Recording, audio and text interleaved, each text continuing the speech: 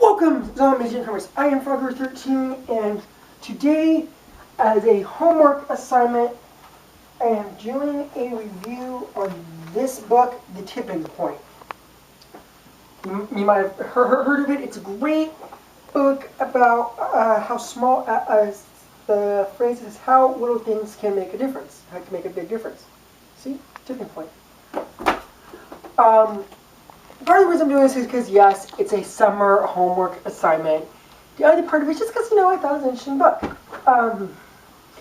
Some of the main things, because it was published in 2000. What do we have now that didn't exist back then? I'll give you a couple seconds. Facebook and Twitter.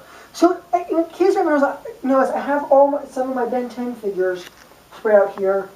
This is kind of comparing here and now. If Big Chill here, but no, I have a Big Chill figure, everybody. Omniverse saw, I don't know, say an awesome concert of Adam Wimber. And he told Bullfrog, see, I have a Bullfrog too? I'm awesome. And Bullfrog, oh my god, it's awesome. And then went and told Topic, and he told Water Hazard, and he told Astrodactyl, and he told Diamond Head. That's how it worked back then when we didn't have all that amazing technology. But now it's like Accelerate. It would just be like if Accelerate raced down my street and gave everybody lollipops because he could. Because with Facebook, just look, everybody, I have black fingernail polish now. Yay! It's that easy. I can't remember enough of that. One of the things that I personally found interesting, that was interesting because how many of you guys remember back in the day, or still do, watch Sesame Street and Blue's Clues? That really interested me because I used to watch those shows like every day, every morning. I would just go up to my TV and just be like, fascinating. But it's talking about how a lot of people. My camera person's doing something weird. Okay. Talked about how people learned, and when it kind of started off kind of casual, and then the ratings went just up and right back down, like President Obama's approval rating. Okay, who cares? So, because in Sesame Street, it was really talking about what you'd have, who's a good Sesame Street character? Ernie and Bert. They would say, I'm going to see if my figures again, say, who's this alien? Big Chill, correct! Instead of going, like, who's this alien? And wait 5 seconds and say, if you said Big Chill, you're right. Or say, Big Chill, you're correct. So I was talking about how that really didn't really apply with people, and the people kind of like, that's not really working for me. And they would show a new episode every day, like Dr. Phil. So, and another thing that really, so that didn't really work that well for them. But one thing that really, really caught my attention is they were talking about an episode, and I don't remember this, where a postman has never been to Sesame Street. Never been there. And he went on there and he had a package for, we don't know Big Bird, we love Big Bird. For Big Bird, and he says, oh, it goes up to Big Bird and says, I would have to go back and read it, but I don't have enough time for that, and say, I take it that you're Big Bird. And he goes, how would you know that I was Big Bird when you have never been to Sesame Street before? And then Big Bird goes, oh, hello, my name is a label. I'm a bird, and I'm tall, not big like Governor Christie, just tall. And he felt bad about that. He was walking around going, oh, my name's not a name. I don't have a cool name like Elmo, Grover, Frogger 13. No. So he changed his name to Roy. And the preschoolers went nuts. They were furious, like the Republicans in Congress. And said, that's not his name, it's Big Bird, you dummy. But to them, it was Big Bird, not Roy, or, I don't know. So I did the same. I thought, that's craziness. Let me try it. So I tried it by I thought, who's somebody or something that I know, whose name, how much I'm at, is a Weibo. Slender Man. He's a man, and he's slender. So I thought, Slender Man is now magically Matthew. It didn't work. He's not Matthew, he's Slender Man. I always know him as Slender Man, so I didn't record this, but I was playing a Slender game and go, hey, there's Matthew, but it's like, no, it's Slender Man who's after me. Not some door salesman named Matthew. Knock, knock, hey, do you want a cracker? Yeah, sure, I'll have a cracker. So it just didn't work. And then here's something, and so that was an interesting thing I found about Sesame Street. So now let's go on to that game called Blue's Clues. Game, TV show, whatever you want to call it. It was all about a dog, and they would decide what he wanted to do and everything. So we're going to take an episode, and what they would do is show the same episode all week long. Same time, same episode, same outcome, same dog, same lines, etc. And because what happened is preschoolers would learn more from it. From Monday, when it came Friday, they'd be so excited to know, I'm going to give an example, okay, in this situation, right now it's going to turn to bullfrog. They would just be so excited.